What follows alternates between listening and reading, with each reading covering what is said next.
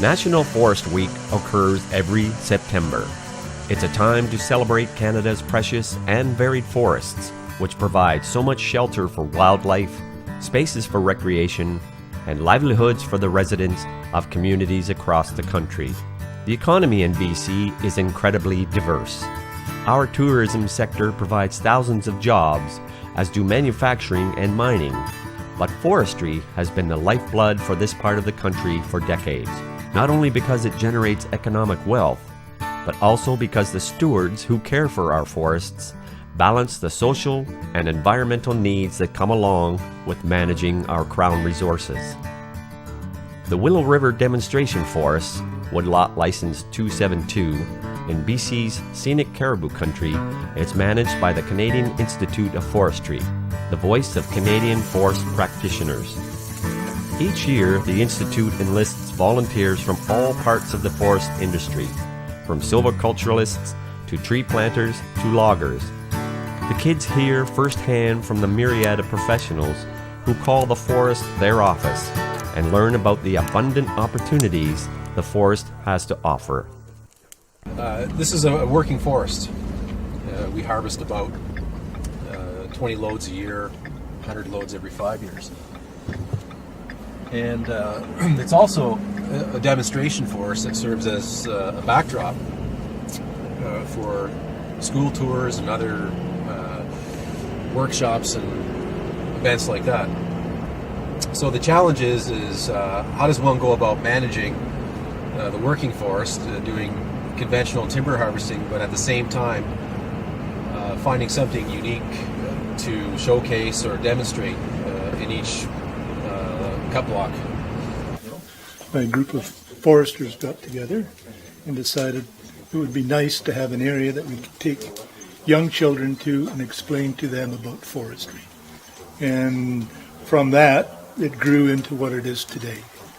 It's been a great opportunity, I think, for us to show the people that take advantage of the Demonstration Forest Trail to come into the woodlot and see this is how a working forest operates and this is how it looks, and here's the logging and here's what happens after the logging and here's the regeneration, and people begin to put two and two together then about what it is that supports not only their many of them whose parents work in the industry, but certainly our lifestyle here in BC.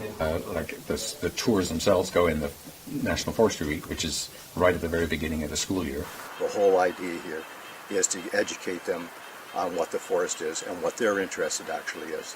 And the small groups of kids and public actually makes it really easy, because if you only have about 4 or 5 people, you can answer everybody's questions.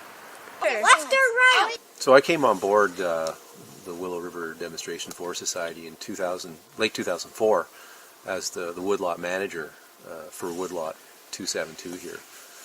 And it is a working forest, meaning that we harvest timber, but it's also a demonstration forest. Every harvest opportunity we try and work with at the stand level, or whatever unique characteristics a particular site might be, whether it's visual objectives or regeneration, silviculture objectives, recreation objectives. We try and work with the site, what's there, and make some kind of a demonstration practice happen. And that's our main objective, is promotion of forestry and public education. Okay, let's go, guys. Oh, come on, be easy on the trees. It's raining on me. We started with lots of volunteer work here from guys that were in the CIF and from their families, kids and their wives were out here building the trail to begin with, sort of thing, with shovels and all kinds of different apparatus sort of thing. And then when we got the money from the federal government, we got a crew together of young people to come out here, minimal amount of money to build the trail the way it is, not the way it is today, but in terms of starting it, stuff like that. Well, I think the demonstration forest became well known through the efforts of those in the forest industry who advocated and made it known to the school district and teachers, and each year during the September National Forest Week, the sponsored tours here, including buses were paid for by the industry, etc. We hosted 1,000 kids every year, At least 1,000. At least 1,000 kids every year walking through the forest here. Now the other thing is, so you have a moose with a large rat. Do you think he's going to want to run through this? No. So we've had some of the, there's a native-oriented school in Prince George, and they bring their elders out with the class. And so the guide will sort of give them the technical stuff, and then the elder will be able to add in all the cultural things that go with this particular plant or what, which really makes it different. We were quite concerned that we had to step up our advocacy regarding public understanding of forestry practices here in BC, and therefore it was a very good vehicle for us to utilize to the extent we were able to form the society, get the woodlot, and put it into operation. Let's get the kids out, even if it's not a real technical session for them. Let's just get them out walking around, enjoying the outdoors. I think that's how I got into the program, because I like being out here, so I didn't really need to know the ecosystem so much, but just to get out and enjoy it. One little boy said, I'd really like to come back here with my family, which is kind of nice. I don't think it was necessarily aha, but definitely more, wow, this is beautiful. I guess it was to have an interpretive trail that would be self-explanatory, so people could come and walk through the actual trail itself, see some of the see the progression of what happened in the forest, where it was going, how it regenerated naturally. So not only just high school students or primary school students that come through and read it, but general public driving down the road could come in and walk through the trail using the interpretive, the brochure that we had provided to them. I think when we started this, we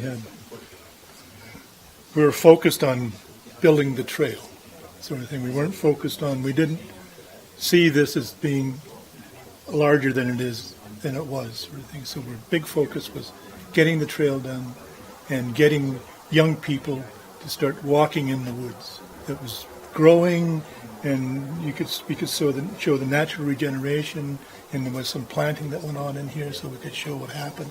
There was some logging that went on in here. There was 3 or 4 different species that grew in here, sort of thing.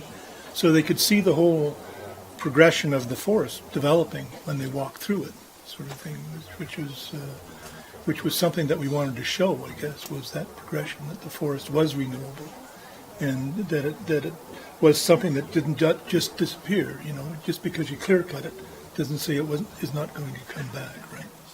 So it was something that was, I guess, was a passion for me at the time, sort of thing as it was, and the same as it was for everybody else that was involved in it. Very passionate about developing this and showing what the forest really was. I don't know what, there's something about it that it'd be great if I could be involved with this woodlot for a few years yet, just to see things through a little bit. I won't be doing this forever, but it's kind of nice to have a bit of a longer term connection with a chunk of forest. BC woodlotters strive to keep our crown forests thriving and healthy. It's part of the social contract they signed when they agreed to manage one of the 860 plus parcels of timber that make up the woodlot community. They understand their obligation to the public, that they not only find a way to reap economic rewards from their harvesting, but provide places for future generations to experience a simple walk in the woods.